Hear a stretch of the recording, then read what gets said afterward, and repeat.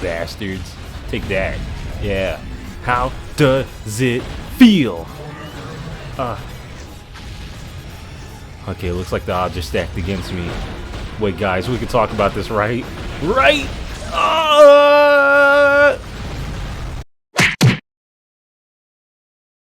So with Halloween right around the corner, I figured there's no better time than to check out a game with some monsters.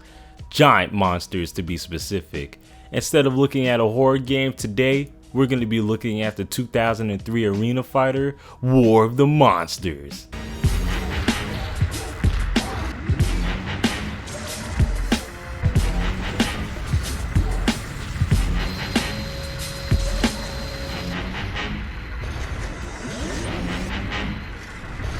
So if you couldn't guess what War of the Monsters is about by that little montage, then allow me to explain it to you. War of the Monsters is a game where you choose a giant monster and you beat the living piss out of other giant monsters. Not much more to it than that, but we'll get into the gameplay eventually.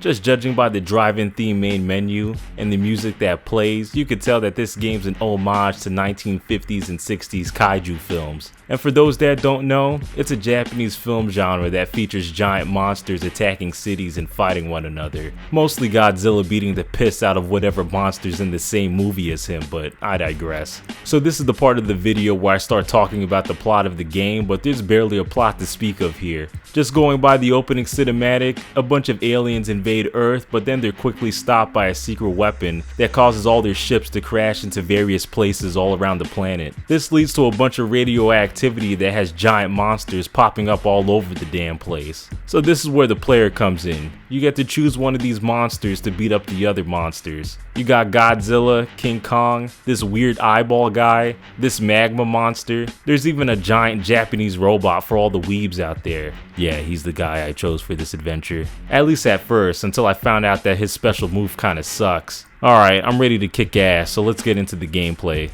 War of the Monsters plays pretty similar to other beat-em-ups. You know, you have a quick attack and a heavy attack that you combine to do combos. A grab attack you do whenever someone's blocking too much. Every character has a projectile attack that they use to get some long-range damage in. And almost every character has two special moves under their belt. One always being an AoE attack while the other being something unique to that character. You have an energy bar that you have to build up by laying the whoop ass, so it's not like you can spam projectiles and specials. Almost every character plays exactly the same though, with the same set of combos. There's only like 3 combos, so yeah, War of the Monsters is not exactly the deepest fighting game, but luckily, that's not the main appeal here. So what is the main appeal if the fighting kinda sucks?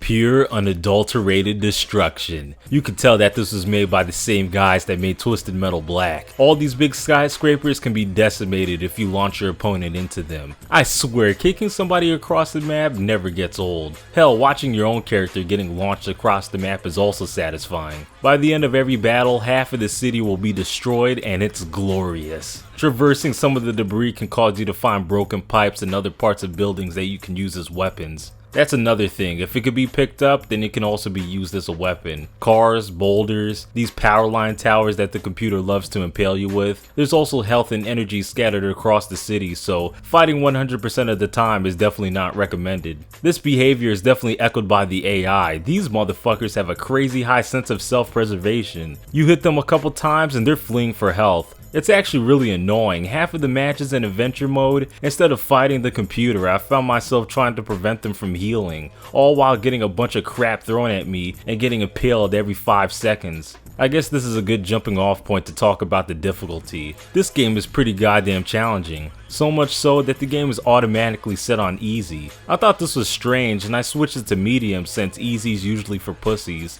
But after getting stuck on this particular stage, I understand why that's the case. This stage is pretty brutal. You have to fight a new and improved King Kong along with this grasshopper monster and the military on top of that. The military doesn't sound that bad, but these guys do a crazy amount of damage. What's BS is that they don't even attack the other monsters, only you if you get close. This is BS because in the cutscene before, they were going after the grasshopper monster, so what the hell? The AI of the other monsters are full of shit as well. Like this stage where you have to beat both of these fire monsters, they were beating the crap out of each other in the cutscene before, so it's safe to assume that it's going to be a triple threat match. But no, they only go after you. You know how I mentioned that the computer is constantly fleeing for health and throwing shit at you?